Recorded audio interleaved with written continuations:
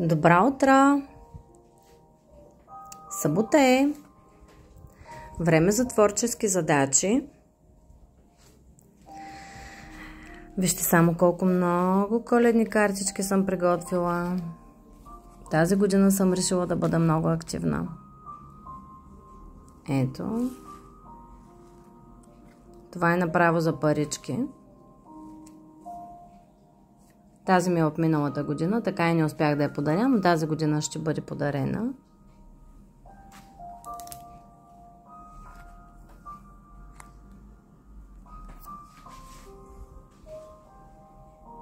Ето тези са различни. Двете. Така и така.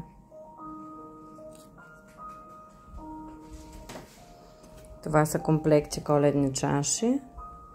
Това са коледни пликчета. Само не знам защо са им сложили такива черни звездички с чипчица, но аз ще ги декорирам с злати сбуркачи, ще станат много приятни.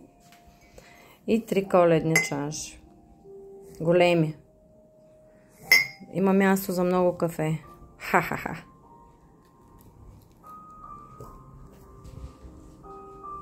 Пожелавам прекрасна събота. Бай-бай за сега.